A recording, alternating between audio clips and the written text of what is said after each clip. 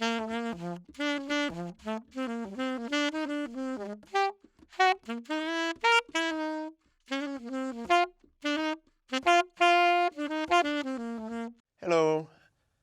my name is Gary Bartz. I'm professor of saxophone at Oberlin College, Oberlin Conservatory of Music. I've been there since 2001.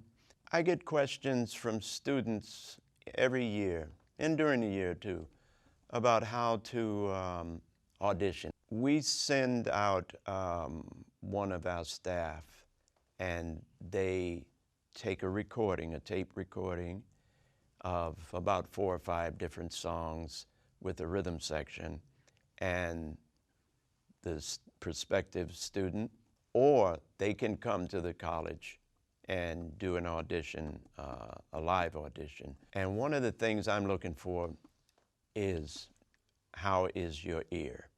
That to me is, nothing's more important than the ear. Like I said before, nothing is more important than the melody. Nothing's more important than the ear, and they both go hand in hand, because the better your ear, the better you'll be able to play the melody, because the better you'll be able to hear the melody. So that's the first thing I'm looking for. Are you reading these easy songs from the real book? I mean, you can't take the time to learn this song. I hate to see musicians on stage reading music. Whenever I see that, I'm ready to leave, because it means one thing to me and one thing only. It means you don't know this music. You don't know this song, so you have to read it. If you notice, you never saw Charlie Parker read, you never saw Miles read, you never saw Max's band, you never saw Hearts Up, you never see Cannonball, you never see bands reading. It's like going to the movies and watching the actors reading from the script. That's how it looks to me. Going to a play and forget their lines, and they have, oh yeah, you know, I mean, to me that's embarrassing. If you can't take the time to learn the music, then, you know, play something you can learn. I know, working with Max Roach, we would rehearse in the morning sometimes and learn about 4 or 5 songs. That night, we had to know them. We couldn't bring music on stage. And we would try to sneak music on the stage. We'd put it down and try to put it behind us and take little glances, and he would always see it. And he would say, no music on the bandstand, you know. So what that did, though, for me, was make me learn how to learn real quick. That's one of the things I look for in the auditions. Are they reading something like Au Revoir, you know?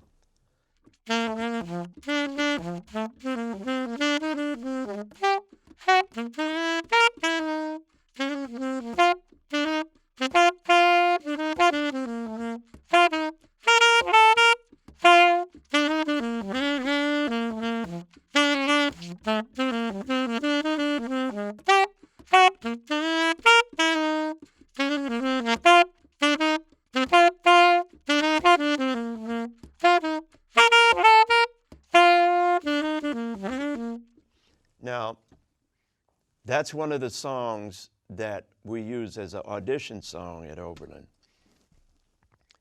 And I would say half of the students read that from the real book.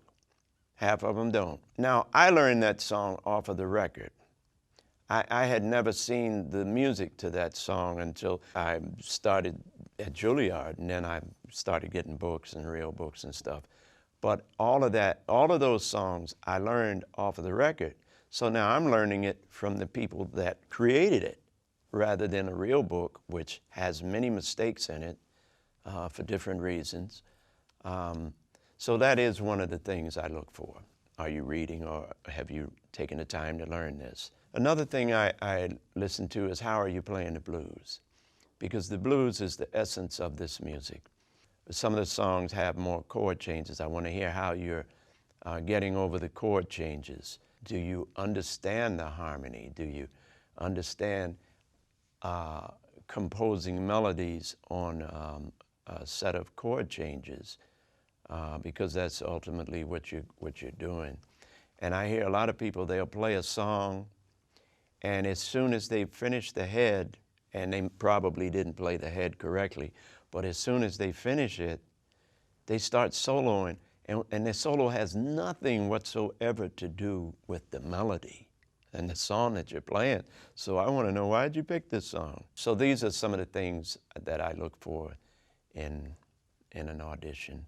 I do look for other things, such as how you hold your horn, how you breathe in your embouchure. I do look for those, but those are not as important as your ear.